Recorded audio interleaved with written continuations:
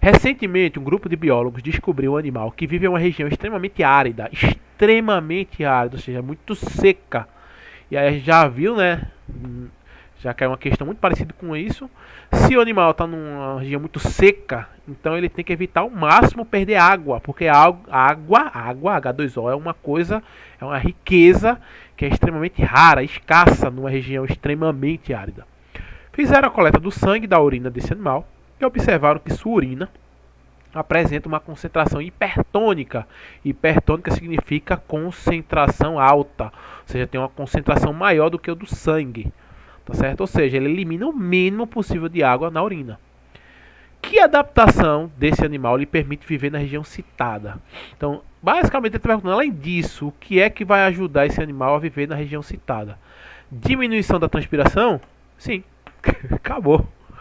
Se ele diminui a transpiração, ele perde menos água. Se ele perde menos água, ele vai desidratar mais lento. E é muito importante ele não desidratar ou desidratar de forma lenta. Por quê? Porque a água é escassa, ele está numa região extremamente árida. O que acontece, principalmente com répteis, né? Répteis basicamente não transpiram. E você vê lagartos vivendo no deserto, cobras, tá certo? Até mesmo mamíferos que vivem no deserto, como alguns roedores, eles têm uma respiração basicamente nula. E a urina deles é muito concentrada. Porque não são as demais, né? Eliminação de fezes hidratadas. Se ele fizer cocô com muita água hidratada, ele vai estar perdendo água. Ele não pode perder água, senão ele vai se dar mal, ele vai ficar com sede rápido. E ele vai ter que procurar água, só que tem pouca água. Beleza? Predominância de hábitos diurnos. Não! Se ele ter hábitos diurnos, durante o dia vai ser o período mais quente. Então ele vai perder mais água. Tá certo? A temperatura dele vai se elevar muito mais, então o metabolismo dele vai aumentar. Metabolismo aumentado significa necessidade de água. Ele teria hábitos noturnos, possivelmente, que é o que acontece basicamente com os animais que vivem em condições extremas de desidratação. Eliminação de muita água na urina, não. Já falou aqui, a urina é hipertônica, né? Então é pouca água na urina que tem. Excreção de amônia como um produto nitrogenado. Pode ser que muita gente tenha se confundido aqui, tá? Vamos lá, pessoal, vamos relembrar. Existem 3 tipos de excreção, basicamente, no reino animal, tá certo? E principalmente quando a gente fala de vertebrados, na verdade. Então, você pode eliminar as suas excretas nitrogenadas baseadas em amônia. Não quer dizer que você não vai eliminar de outras formas, tá certo? Quando a gente fala assim, quer dizer que a gente está falando que a maioria da excreta nitrogenada vai ser baseada em um desses compostos. Por exemplo, nós humanos.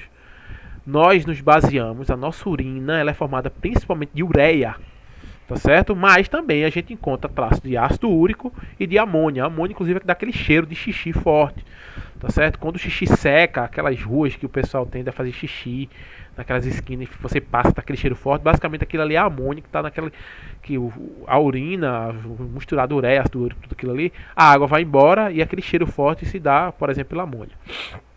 Qual é o detalhe? Quando você elimina, quando um animal tem a sua excreta nitrogenada baseada em amônia, ele precisa de muita água, porque a amônia é tóxica, tá certo? Quando se mistura com a água, ela fica tóxica. Então, basicamente, quem vai ter a excreção por amônia, tá certo? Vai ser basicamente peixes e anfíbios, tá certo? Porque eles já vivem próximo à água, então é fácil, tá certo? É mais fácil eliminar a amônia, mas para isso você precisa de muita água. Como você tem água à vontade, né? O peixe tem água pra caramba, né, ao redor dele. Então basicamente você vai ter amônia. Pode ter ácido úrico, pode ter ureia, pode ter misturado ali, mas a principal vai ser a amônia. Depois você tem o ácido úrico. O ácido úrico, ele é um composto que ele é mais, para ser eliminado, ele tende a ser eliminado mais seco, mais pastoso. Tá certo? Lembra muito o cocô dos répteis e das aves. Se você perceber, o cocô de lagartixa, por exemplo, é um cocô seco e na pontinha tem uma parte branca. Aquilo ali basicamente é concentração de ácido úrico, é o xixi da lagartixa, aquela parte branca. Por quê? Porque a base de excreta nitrogenada da lagartixa é ácido úrico, dos répteis e das aves, basicamente.